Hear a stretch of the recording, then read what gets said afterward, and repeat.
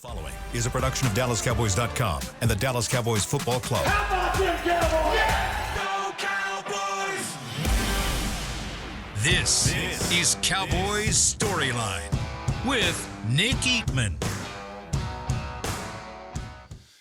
Good morning, everyone. Welcome to Cowboys Storyline. I'm your host, Nick Eatman. It is Thursday, September the 12th, and we are going to be hitting it hard here, Cowboys and Saints. I know, big win for both teams last week. Got to get to 2-0. That's the big thing that everybody in the league that won the first game, you want to keep getting these wins together, get to 2-0. I've always said it. I've said it this week. It's one of the most important games of the season, in my opinion. So we'll see how the Cowboys treat it, how they come out in their home opener at AT&T Stadium. Noon game. Should be a festive crowd. A lot of Saints fans will be there. They like to get rowdy and yell and chant whatever they chant. And the Cowboys fans, they gotta be there too. It's first game of the year. This isn't one that you want to sell the tickets off and I'll catch the Ravens one next week. No, this will be a big one. Cowboys and Saints. All right, 888-855-2297 is the number to call. We'll talk about the game, of course. We'll talk about the injury report that came out. Marshawn Nealon was added with a calf injury. He did not practice yesterday. One of three players that did not practice. Jake Ferguson did not practice. He did talk in the locker room about his knee injury. He says he doesn't have any pain, and he's going to do everything he can to be 100% and make sure he's ready to go. I kind of got the sense that, they're definitely going to try. I got the sense that there's a pretty good chance that he will play in this game. So that'll we'll find out a lot today. We'll find out today and how he practices, if he practices, and how he does. And, if he's limited today, then I think that's a good sign. If he misses another day of practice, then, they may hold him out for a week. John Stevens is also on there, did not practice as well. So, those two kind of go together from the tight end position. You have Luke Schoonmaker. You have Brevin Spanford. You have Princeton Fant on the practice squad, so it might be a situation to move him up. And don't forget, Hunter Lipke did a lot of work there at tight end. He could certainly serve as your third tight end if you needed to. He did that for the fourth quarter of the game, third and fourth quarter. So, all right, let's get to the phone lines. Let's start us off in Bridge City, Texas. It's Chuck D. He's first off. Chuck, what's up? Hey, Nick. What's up? I want to good to be on first. All right. But lead us off. I want to talk about a few things. The first thing I want to talk about is with McCarthy. I've been a fan like everybody else, and just the fact that each year you have the hope to think we could do it. Of course, we haven't, but he's such a good coach. I feel like we could do it, and I feel he's just as good as Tomlin. The Ravens coach, Harbaugh, or even Sean, the old Saints coach. Sean Payton. To me, he's just as good as those guys, right? Yeah. Now, I know it's probably because Belichick's out there. They're making this is his last year. You make it or break it, right? That narrative. But for me, I like, going through the Garrett years, it's just nice to have a coach you could actually have hope to think we could do it because he has done it, right? All right. Okay, that's my point. And I was going to talk about actually for the Saints, Saints Week, I got to go in 2009 in New Orleans when, DeMarcus Ware wasn't going to play because he was hurt. Sure. And he ended up playing and, strip sack, all that good stuff. And at halftime, we were beating them undefeated. I almost got killed in the restroom because I had my Cowboys gear on. And, of course, we got to win the game. And after we went back to Bourbon Street, we went to our hotels and changed our jerseys because we didn't want to get, we didn't want to get hurt. It was that bad that we beat them, but it was awesome. It was awesome to watch. Yeah, that was a great game. And they actually lost 3 in a row. The Saints did. Thanks, Chuck, for the call. The Saints lost 3 in a row. Starting with that loss to the Cowboys, and then turned it around and won the Super Bowl. So didn't hurt them that bad. But yeah, just being there was a very memorable game. And DeMarcus Ware and Marion Barber and Romo there, making plays down the stretch. So it was a fun atmosphere for sure. Now it'll not be in the Superdome. This game's obviously at AT&T Stadium, but there'll be a lot of fans there. Hopefully nothing happens like in the restroom like that, any fights or things like that. But Should be fun. I mean, I really like their fan base. They're very loyal. They get after it, and they're excited about their team. And after a game like that to start the year, beat Carolina the way they did, I'm sure they are very excited about what they've got going in New Orleans. All right, let's go. And the question about McCarthy or the comment about McCarthy, those guys you mentioned, Tomlin, Sean Payton, they're kind of they've been. I mean, Sean Payton's teams have been around 500 a lot. I mean, that's why I've never understood why the craze for him. He's won a Super Bowl. There's no doubt about it. So is McCarthy. But I mean, he'll have some 500 years as well, maybe a little bit below.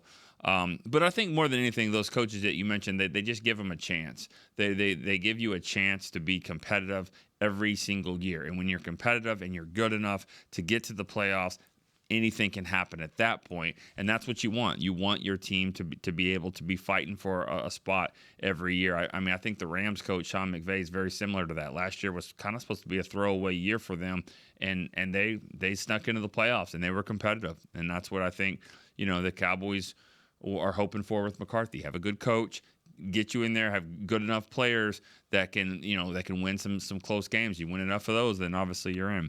All right, let's go to Pete in Connecticut. It's the next caller. Pete. Nick, how's it going, buddy? Good. How are you?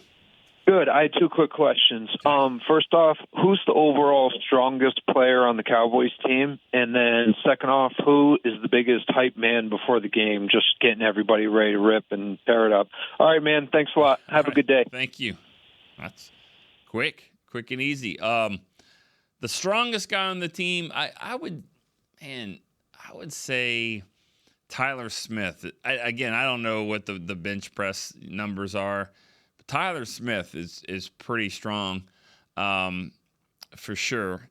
And if I know Mozzie was considered in that group, but I don't know. I would say Tyler Smith. That would be my guess if I had to guess there. And then the hype guy. Oh man, I'm not really down there all the time for that. Chris might actually know this one better than me if you're in there, but I see Tank in there a lot. Tank's kind of the leader of the circle. Okay, all right, yeah. I mean, it has to Dak be. Dak will get in there, by the way. Dak will get in there. See, it's got to be somebody like that. I mean, you have to have skins on the wall. Okay, you have to know what you're saying too. You have to have be.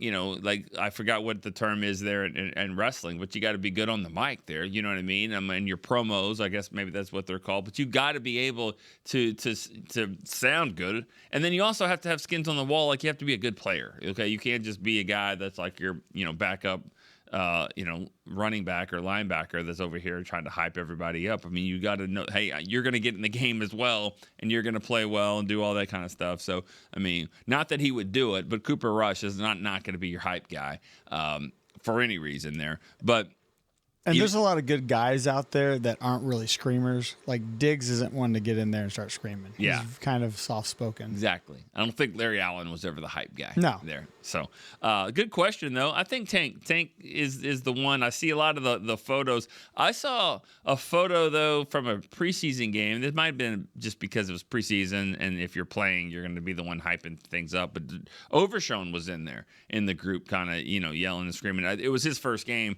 back from injury, so that might have been what he was doing there. But either ways, that's a good question. A lot of stuff people don't know the answer to too. So good stuff. All right, let's go to Irene. She's in Falls Church, Virginia. There it is. Hey, good morning. Good morning. How are you? Good. So just one thing. Not trying to stir the pot or anything. Uh-oh. Hold on. It's okay. Sorry, I had to talk to somebody for a second. Anyway, not trying to stir the pot because Dan Quinn, it's revisionist history if we pretend he, didn't do anything and completely change our identity on defense and make us kind of the stepping stone for where we hopefully are going. But I did notice in DeMarcus Lawrence's post game that he mentioned one thing in particular that got me, which was he mentioned that it's nice to have him on the field, seeing what we see. So I was wondering there's pros and cons to both, I think, but for a game like this, Again, talking about new motion, all that eye candy, different kind of runs. How do you think that impacts this game in particular and going forward? I'll get off the phone. Thanks for answering. Bye. So I think what she's saying there is that, obviously Dan Quinn was up in the booth and Mike Zimmer down on the field. There's two ways to say. I mean, yes, it's easier. We've all done it. If you've been down on the field, yeah, it's pretty cool when it's right there in front of you. That's hard to beat right there. You don't always see everything. You can't see everything. You see a lot more from upstairs. Now, with the way the iPads are now and the communication, and you see all the pictures, you can still see that stuff very quickly as well. And so you can still kind of see that at times, and you can still communicate with the players more. So I think for Zimmer and his coaching style, it just fits better for what he's trying to do. Dan is intense, but he really wasn't that I saw, he really wasn't a screaming, yelling type coach. He's intense in his own way. I'm sure there were times. I'm sure there were times that you have to be a head coach, defensive coordinator. You have to be able to do that. But I think Zimmer, obviously, a little bit more intense there. And I think he gets his point across better by staring him in the face and say, do your job. Do your job. This isn't cutting it. And it probably holds a lot more water by doing that. So, and each player kind of handles it differently. But for Tank to say that, then that's good. That means this is kind of what he needs, and what he's one of the leaders. So the other guys probably could say the same as well. All right, I got our phone lines are open here. 888-855-2297. We've got a question here on the text line. This is a first-time texter, Joe from New Jersey. So we'll go first-time texter there for Joe. He can get it. Here we go. Chris can hear it. All right. Appreciate all your work. How do you feel about giving more opportunities to Deuce Vaughn to get him out in space? He's another weapon we can use on offense. I think he's another weapon. I mean, he's shown some ability in preseason games. He hasn't really done that in the regular season. It's a different beast, different animal, different player. We're talking about players that are bigger, stronger, faster. That's why they're in the league, and that's why they're on teams, and that's why they're not in preseason games. So we haven't found that out just yet, that he can be a difference maker in a regular season game. And so the only way you're going to find that out is by playing him. So I get your point, and it's not wrong. I think you pick your spots. They put him in there the other day. I would have liked to see him a little bit more in the second half. All you're doing is running the ball. I'd like to see him do that. So, they've got some plays for him. He's on the team. He made the team for a reason. They think he can add some value. They're just trying to figure out where. But I think that they'll pick their spots. And for right now, he's still active. But if they decide to put Dalvin Cook up from the practice squad or make him a guy that's going to play, I think that would be Deuce's spot. That's what I would imagine. So we'll see. We'll see how it goes. All right, let's go to Here we go, Joe. All right, Adam in Vermont. Adam, what's up? Hey, Nick, how are you? I'm good. How are you? Huge fan. I didn't know if I could get through, but I'm excited that I'm in. Just calling if you know anything about Bland and his timetable of returning.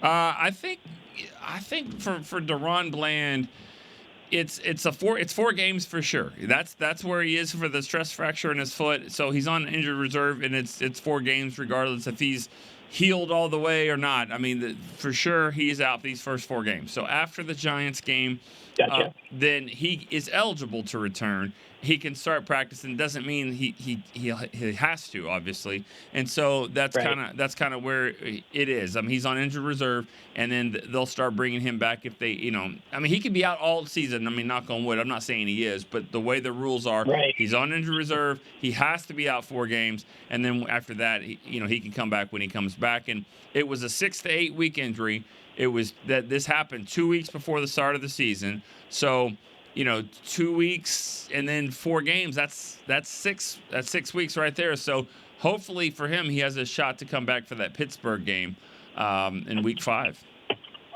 Gotcha. Well, hey, I appreciate it, and Take care. All right, man. Thank you so much. Appreciate the.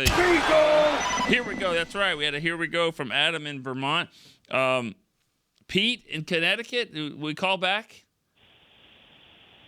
Pete, are you back? Yes. This is. I mean, I guess we would call this a repeat call. Yep. Yeah. What's up, Pete? What's up, man?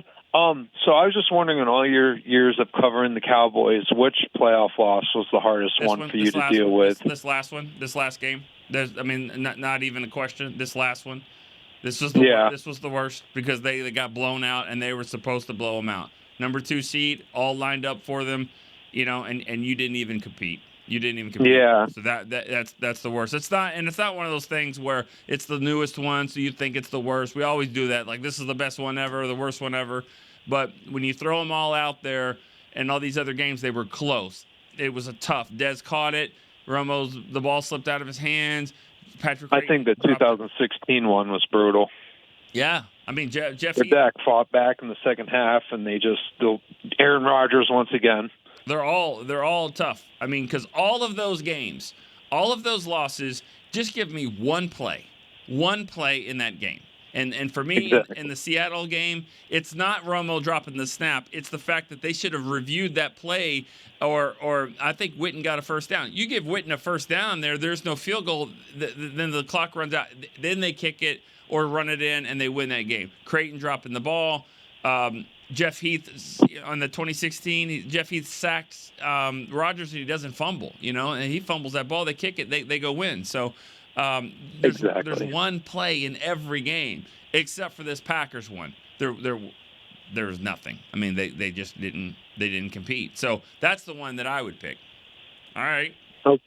All right. Thank you, Pete. You everybody's calls in. They say how hard it is to call in once, and then you're over here calling in twice. Good job. I'm counting it twice, though. 2 calls there, Pete. And then Adam in Vermont was called before. What's going on up there in the Northeast? We got 2 Connecticut's and a Vermont. Good stuff. All right, we got a text question here. This is Colby in Tyler, Texas. I'm just wondering how Dalvin Cook's ramp up is looking. How do you feel he'll have a role? I'm not supposed to see things out there. You kind of glance out. You see every once in a while on our practice field. You see guys running around. I did kind of catch him in the open field, just running on. It was scout team look or whatever. But I saw 20, and it looked kind of like a Pollard the way he was running and cutting and in the open field. And practice against air really, but saw some juice that I was like, all right, I like that. Like he'll get out there. It's looking better and better. And nothing happened in the game Sunday that you're like, well, we don't need him. I'm not saying it was bad, but it was good enough. But it wasn't they weren't just running the ball over the Browns, and most teams aren't going to do that. So it was fine for week 1. Let's see what happens here in the next few weeks. But it wasn't like Zeke or Rico did all these things, or Deuce, that you were like, well, we don't need this 4-time Pro Bowler. Like, he's good. He'll get a shot. I can't tell you exactly how the ramp up is going, but it looks like he should be getting closer and closer. All right, let's go to a call from Bob in Rio Grande Valley. Morning, Nick. Hey, Bob. How are you doing? How you doing, buddy? Good. You? I'm doing good. Got a question for you, and then I want to make a comment. Okay. The question is, what do you hear about Ferguson's knee? I think yesterday he said Ferguson said in the locker room that he feels fine. He heard a pop on the injury. He never heard a pop before. I think that's the whole thing was very scary. They were fearing it could be ACL, it could be bad, but the all the tests came back good. He has no pain, so right now they're just he did not practice yesterday. We'll see if he practices today. I think he has a decent shot to play, but it would not surprise me if they hold him for a week. All right, here's my comment. Okay. Thanks for answering the question, by the way. Yeah. Here's the comment. We established this running game early. You're looking at a 40-burger because New Orleans does not have that great a defense. They don't disguise their coverage that well, and Dak is just going to pick them apart like a laser surgeon. And that's not my prediction, and thank you for taking my call. All right. Well, I appreciate that. I mean, I agree. This could be a high-scoring game. I mean, it could be. The Saints, you still don't know. You don't know what to expect. Carolina is just not ready to compete at a high level. It doesn't look like it. It's one game, new coach, quarterback's just struggling. Glad the Cowboys play him. This year, not looking forward to going there, but I'm glad that they play them, and actually that's a good thing too, because they should be able to win the game, and if that's a road game, you have 9 home games, so it's pretty good. I mean, if that's one of your road games, that's why the schedule's not as unfavorable as you might think. So, all right, let's before we go to break, we've got one more text question here. This is from Darian Foster. From Irving, Texas. Darian is my guy. It's my best friend's nephew. So in reality, he's my nephew as well. So his question is, do you think the Cowboys are going to regret not re-signing Tony Pollard? Well, Tony Pollard had a nice game in the first week of the season. At least scored a touchdown for sure. If you're a fantasy player and you have him, you're like, oh, he did pretty good stuff. I know they didn't win the game, but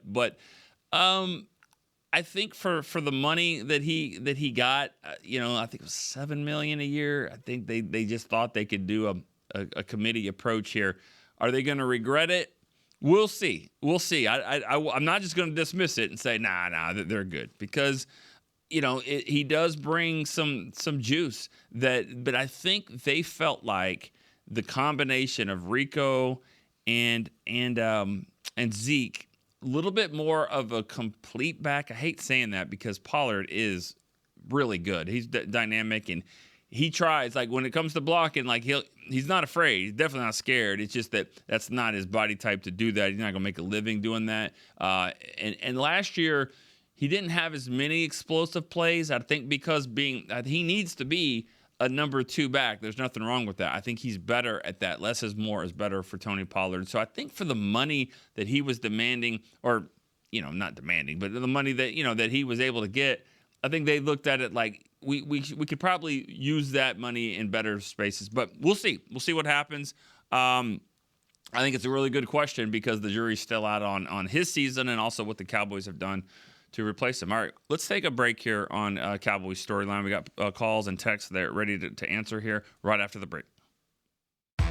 Are you the 2024 Dallas Cowboys Fan of the Year? The Dallas Cowboys and Captain Morgan are celebrating extraordinary, inspiring, and original fans. Nominate yourself or the biggest Cowboys fan you know for a chance to be named the 2024 Fan of the Year and win prizes, including a trip to Super Bowl 59. Visit DallasCowboys.com/Fan of the Year. Go Cowboys! Discover Aiden, the official luggage partner of the Dallas Cowboys and Dallas Cowboys cheerleaders. Known for top-tier engineering and craftsmanship, Aiden offers more than just bags. Originating from Australia and designed in New York, it merges fashion, design, and culture. Used by Dallas Cowboys players, staff, and the entire organization, Aiden provides style and functionality for all travelers. Visit AidenTheBrand.com and use code AidenXCowboys for 25% off your purchase. Travel like your favorite stars with Aiden.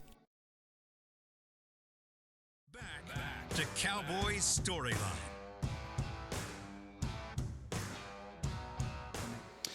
Are you the 2024 Dallas Cowboys Fan of the Year? The Dallas Cowboys and Captain Morgan are celebrating extraordinary, inspiring, and original fans. Nominate yourself or the biggest Cowboys fan that you know for a chance to be named 2024 Fan of the Year. Win prizes including a trip to Super Bowl 59. Visit DallasCowboys.com/Fan of the Year. All right, we got plenty of Fan of the Year nominees here that are calling in. Great stuff already. Let's go to Rick in Massachusetts. He's been waiting a little bit. Rick, what's up? How you doing, Nick? I'm good. All right. The Northeast. Yeah, what's that? The Northeast is killing it today. You guys are all over the place there. Connecticut, Vermont, Massachusetts. And the next caller. Nice. Let's do it. What do you got? I'm from Webster, Massachusetts. You're looking for cities. I am. I like that. Webster, Massachusetts. What's up? All right, Rick, what do you got? Well, it's compared to the second game with New Orleans, compared to our second game with Arizona last year. Do you think it's good? Can we make it better this year? Do win instead of losing like we thought we should win? Say that again. I'm sorry. You lost me for a second. I was saying, compared to last year, Arizona's game was the second game. Third game, yes. After we beat the Giants, we were thinking we're going to go in and beat Arizona, and we lose. Right. You think it's the same thing, kind of like with New Orleans, or do you think we could, be able to beat that up and say, hey, we just go in and take care of it and win? Yeah. Well, I think thanks for the call. A couple things about that. Well, not that it matters. I mean, your point is made. Arizona was week 3. They just beat the Giants and then the Jets. And then, but still, week 2, week 3, I get your point.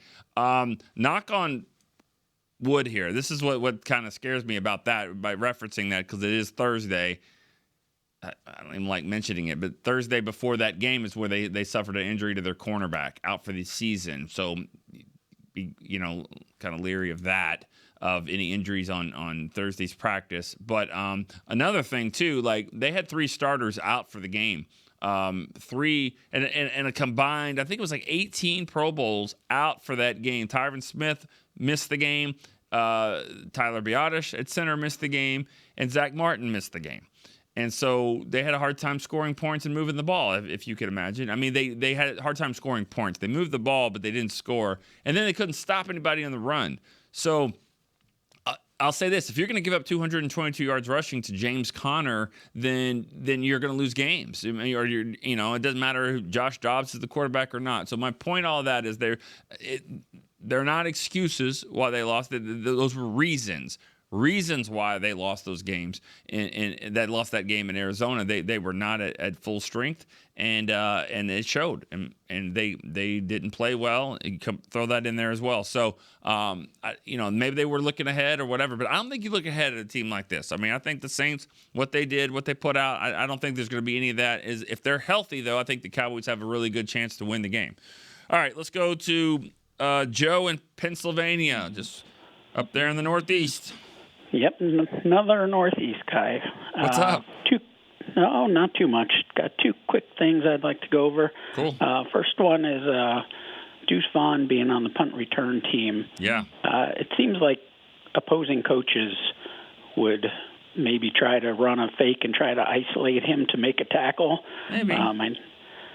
I know he did, put a nice block on the punt return, but it seems like if I was a special teams coach, I'd try to isolate him and try to run somebody at him and see if he could make a tackle. And then the second thing is, if they do have trouble with their running game, I would like to see Lance be the second quarterback and maybe get him some running plays or something.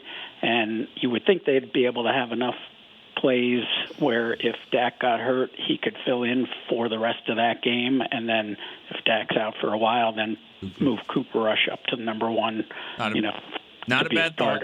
Not a bad thought at all. I kind of think that could happen at some point this year. Thank you for the call, Joe. Good couple of good observations and good thinking there. So I think right now that you're kind of playing with fire. I think if you did that, just to say like, we're good, Dak's good, we're going to make him the backup. But maybe not. It's got to get to the point where they're like, that Trey Lance can go and help us win a game. If he gets injured, he can go and play and finish this off if needed. And again, by the rules, the way it's set up, first and second quarterback have to be injured and out for the game.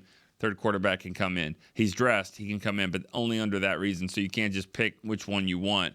But Trey Lance is going to have to provide some value. It's got to be worth it. I mean, is it going to be worth it to put him in there? But we'll see how that goes as the year goes on. And again, let's see if they're struggling in the red zone. We really don't know yet what's happening there, if they're having issues in the red zone or issues running it. As for Deuce, we've seen it before where teams will pick on players. I mean, they had Jalen Tolbert out there as the corner on the punt return team, and I believe 2 teams ran a fake at him last year. So if you put a player like that, teams know, everybody's got 3 special teams coaches. They're looking at that kind of stuff. They're looking at who's out there, and from what I remember, he was sitting right in the middle of the defense. So it's kind of protected there. But also there's two sides to, as Parcells would say, there's two sides to that pancake. Don't be surprised if maybe they sneak Deuce out and then there's some kind of reverse with Turpin or a fake reverse or something like that. So, there's different ways. I mean, Bones can play the game too. Now, let's don't forget that. All right, let's go to Irwin in Denver. Hey, Dick, what's going on? How are you? I'm doing good. Haven't heard from you in a while. How you been? I know. I tried to call you when you were down at Oxnard, and it was really tough to get in. Yeah. And there's been a lot of people calling, so that's just a tribute to you and the show. Well, thank you. Appreciate that. Yeah. So just a couple quick things, Nick, and I'll let you go so we get some other callers on. I don't know if you remember, but me and you talked a little bit about when we had drafted Tyler Guyton and we knew who we were playing. I had mentioned to you that he was, it was really going to be tough for him being a rookie going against Myles Garrett.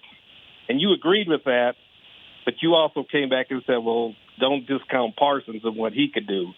As it turned out, Tyler Guyton really handled himself. He was impressive, And then, of course, Parsons did his thing. And then I'm going to take a different spin on some things.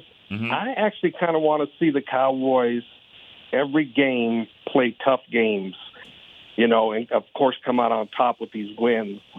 Just a battle heart in them when hopefully they get to the playoffs. They won't have any of these kind of weak blowouts and, get overconfident or anything. I want them to have tough games throughout the year, and come out victorious.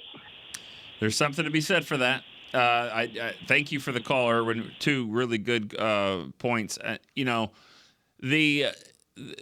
When you look at even back to the Super Bowl teams, the years that they won, there was always a game or two that they kind of snuck out a win or something, beat a team that maybe wasn't even that good. They had to rally and win the game, and a lot of people would pinpoint that and say that helped them carry on. There's, again, two sides to it. You get some blowout wins against like they did last year against the Giants, against Washington. You need games like that. Rest your players a little bit. Also give opportunities for younger guys to play because you're going to need them. So games like that allow them a chance to play. So there's two sides to that, and you want to mix, you want to balance, you want. Because confidence can go in both ways. You can blow teams out, and you're like, man, I feel really good. We needed a game like that. We needed to show that we can, put our foot on their throat and blow them out. So, but then there's going to be those times where you also know, hey, remember that game where we had to drive in the fourth quarter and Aubrey made the kick and we won and the defense stopped them. So they both can be beneficial. I think you want a good balance of both, though. If you get to the playoffs, you want to know you're able to win some tough games like that. The other point about Guyton going up against Garrett and Parsons having some, giving them problems as well. Parsons, Micah said it yesterday in the locker room. Really interesting interview. He had a lot of good things to say, but he was talking about his conversation with Guyton, and he said you got the two best out of the way. And Guyton was like, two best? He's like, yeah, because you got me in training camp, and then you got Garrett with the two best rushers, and not that. T.J. Watt doesn't have some, issues. But T.J. Watt, though, is more rushing from the left side, so I think you'll see him more against Terrence Steele. He doesn't flip as much as Garrett does. Bosa, Nick Bosa from the 49ers, obviously, he'll move around too. So it's not like he's not going to be face the challenge each week. But that was Parsons' opinion that he faced me in training camp, Myles Garrett, and you're doing good so far, and it's not going to be that much tougher than that. It probably will be at times, but still, it's a good start I get the point that he's trying to make. All right, let's go to. Oh my goodness, are we serious with this, Chris? I mean, Pete? Hey, what? I'm back. What's going on? Dude, I got the day off, man, and I'm diehard. I got to represent Connecticut, bro. It's like you left the house and you forgot your wallet and you came back and you left and you forgot your phone. And what's going on? What do you got? Listen, man, I've been a diehard Cowboys fan my whole life, and I'm sure you've seen it going to games. Everybody's got Cowboy tattoos, but guess what I got? A Cowboys tooth. I had my tooth fixed, and I had him put his Cowboy star on it, so that's as diehard as I am. Okay. And I just wanted to make a quick prediction since there's no way I'm getting on tomorrow. Cowboys 28, Saints 17. Let's go Cowboys. Love you, Zeke. Okay. All right. 3-Pete there for Pete in Connecticut, keeping the Northeast streak alive. All right, phone lines are open here, 888-855-2297. Actually, we'll take a break. We're going to take a break real quick here on Cowboy Storyline. Let those phone lines continue to call in. We got another text question after the break. Be right back. Are you the 2024 Dallas Cowboys Fan of the Year? The Dallas Cowboys and Captain Morgan are celebrating extraordinary, inspiring, and original fans. Nominate yourself or the biggest Cowboys fan you know for a chance to be named the 2024 Fan of the Year and win prizes, including a trip to Super Bowl 59. Visit DallasCowboys.com/Fan of the Year. Go Cowboys! Discover Aiden, the official luggage partner of the Dallas Cowboys and Dallas Cowboys cheerleaders. Known for top-tier engineering and craftsmanship, Aiden offers more than just bags. Originating from Australia and designed in New York, it merges fashion, design, and culture. Used by Dallas Cowboys players, staff, and the entire organization, Aiden provides style and functionality for all travelers. Visit AidenTheBrand.com and use code AidenXCowboys for 25% off your purchase. Travel like your favorite stars with Aiden. Back to Cowboys Storyline. Step up your game day look with the 2024 Dallas Cowboys Nike Zoom Pegasus running shoe. You can visit the pro shop near you or log on to shop.dallascowboys.com, a Fanatics experience to score yours today. All right, we got a text question here from Joe in Stamford, Texas. Used to call all the time. Now he's changed his work schedule, so he doesn't get to call as much, but he did call not too long ago, but he texts a lot. Here's his question today. With the way Kalen Carson is playing, do you think the training staff will be more conservative with Bland's return than they might be otherwise? Well, I'll just say this. The training staff is going to do what they do all the time to get the player back to be healthy and ready to go at his timetable. Like, there is no, and I say this because sometimes those guys are watching and listening to everything, and I mean this, though, because I know how serious they are. The guys come back when they're ready to play physically. Now, sometimes you do have to kind of get over a mental hurdle there, and it's not the same. But for the most, and these guys are ready to go, ready to play. So I don't think there's going to be any. We don't need to bring Bland back because we're good here. You know, I think he'll be ready when he's ready.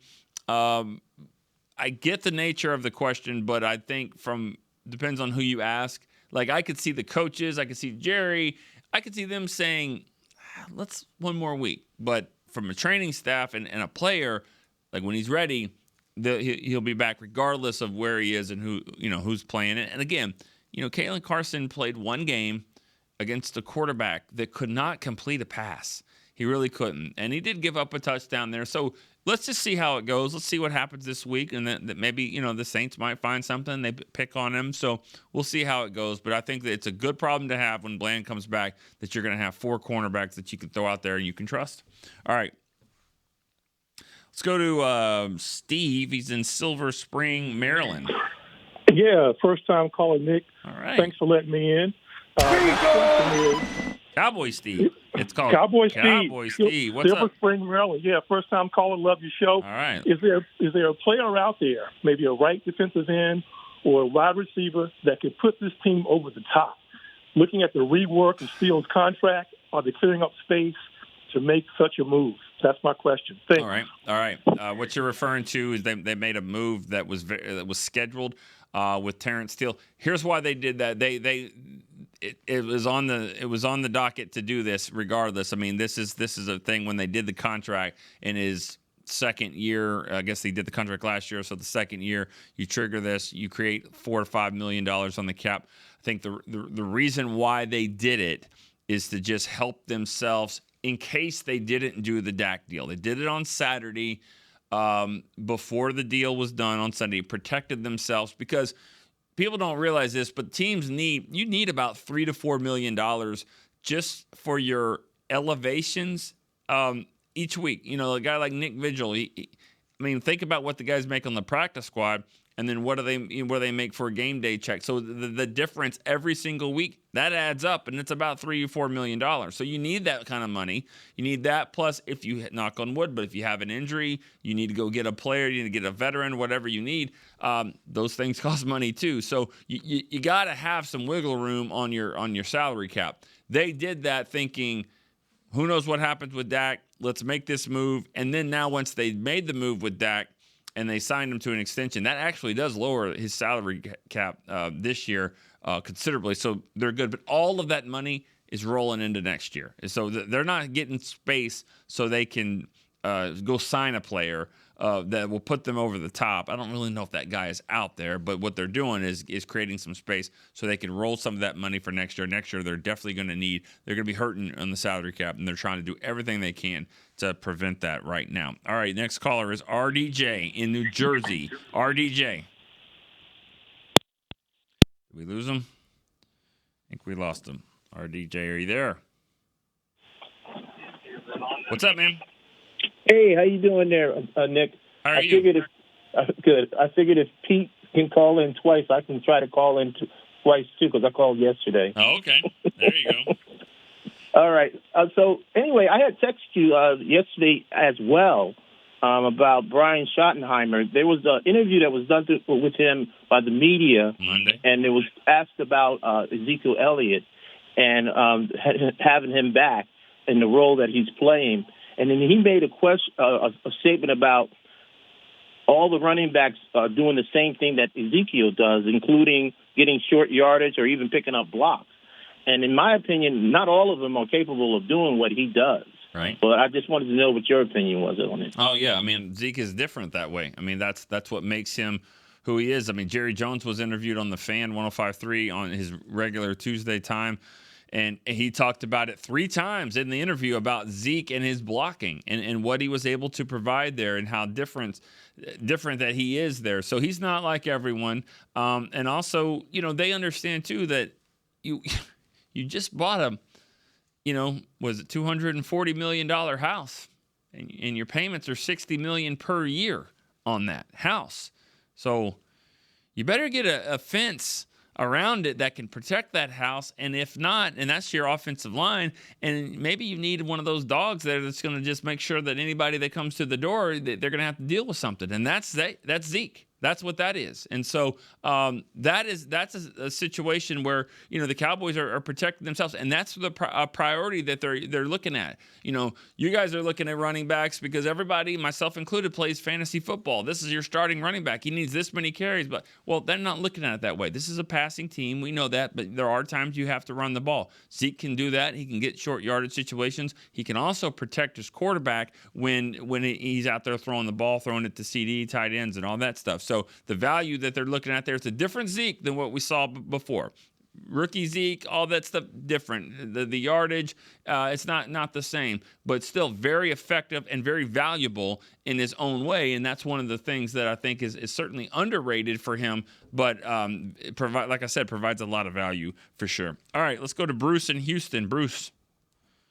Hey, Nick. How you doing, buddy? Long time no hear. I know, man. How are you? Just been busy. I wasn't a big fan of the Dak signing. You know how I feel about that.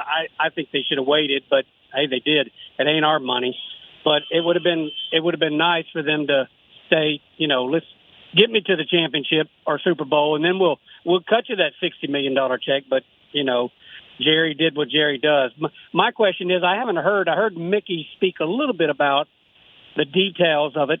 Are there any no trade clause in it, or can they get out of it in a couple of years if he wets the bed, so to speak? So if you can speak a little bit about that. And the way I think they're going to do now, signing Dak to this huge contract, it should afford them. I know they wanted to get Jonathan Brooks, I believe it was, last year in the draft at a University of Texas running back. So maybe they can spend a first or second, or maybe trade out of the first and and top 3 pick, get a good solid running back, because you do need young legs in that position. So I can see them doing that next year. But if you can talk about maybe contract with Prescott and see how that's going. Good day. Yeah. Have a one. All right. Thank you. All right, Bruce. It's easy to say that, well, just make him earn it, that kind of stuff. But I think what people forget, and naturally so, when you're not here every day and seeing, every meeting, every interview, every bus ride, every plane ride, every huddle, it's a sensitive situation when you're like, am I your guy or am I not your guy? Or you want me to be my guy right now? I've been doing this 8 years. Have I not proven it yet? What do you want me to prove? You want me to go to the Super Bowl? Well, why don't you fix this and this and this? And so there's easy ways to finger point and all this kind of stuff. And the season didn't even start yet. And every question, every answer by Dak, you could kind of sense it was starting to get, it's personal, it's sensitive. So do you want that? And I'm not saying you have to just, the guy wants a deal, so you might as well give him a deal. No, but I think they look at it differently. They wanted him to be the quarterback of the team. They wanted that to happen. They didn't want this to go every single week with every play, every win, every loss to throw contract talk with it. And so that was the decision, and Dak and his agent were smart. This is our number. This is the number. We don't have to take it right now. We'll go play next year, and we'll play somewhere else, and we'll get $65 million probably next year. But if you want to knock this out and do it right now, this is what they did. As for no trade, I believe there is. I believe that it's the same setup it is before. But again, those no trade clauses can be waived real easily if it's a better situation for him. It's a 4-year deal, and they're lowering. It's 4-year extension, so it's 4 years on top of this season. I mean, you can always get out of deals, but it's not going to be cheap because most of it's guaranteed. So not really. Dak's the guy for the next really 4 to 5 years, and that's fine. All right, Horace in Atlanta, what's up? What's up, Nick? How you doing? Good, man. How are you? Doing good. I haven't talked to you in a long time. I used to call in when you were on the break. You did. Congratulations on your show. Appreciate it. I think it's first-time caller for this show for sure. Absolutely, it is. Here we go. Appreciate that. Yeah, I've been wondering. I wanted to ask you. One time I remember we talked about how we always wanted the Cowboys to have an identity. And that I think that's important. That those Cowboys teams of the past always had an identity of being physical, that the offensive line, and I think they're trying to create that now. I mean, they definitely looked physical against Cleveland, and I was really happy about that. Right. But the thing in the second half that was disappointing was that they didn't really try and run the ball as much as I thought they should. If you got, Dowdle, and I'm so glad they got Zeke back, just if there's nothing more for those short yardage, goal line situations, red zone situations, I think he's ideal for that. But I still would have liked to have seen them, run the ball a whole lot more, especially in the second half. Just, I don't care if you're going 3 and out, but at least you're trying to do that and, just really say, look, this is what we need to work on, and just find out those areas. But I was just wondering if you think they need to be more creative in that area, or is it just, why did they kind of get away from that, and what do you think our identity is right now? Yeah. Well, the identity, I think you wanted to. Thanks for the call, Horace. Good to hear from you. I think your identity is.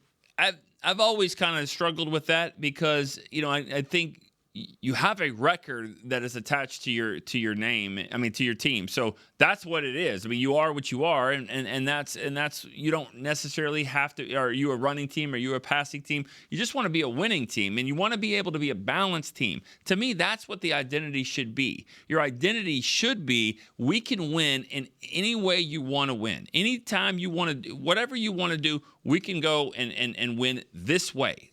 This we can win this way, and so that's what I think that I think the identity should be, I think they're a passing team better than they are running. We know that. And look at what they're doing, running back by committee, while they pay their quarterback and they pay their receiver. And I mean, we get that. So that's what they are right now. They're a team that can pass the ball around. They can do a control passing game, and they run when they need to. That's it. When you get in the red zone, it is tough. It's tough to score. It's tough to score that way. So they need to be a little bit more balanced. I don't know if that answers the question, because I don't know if that's an easy question to answer.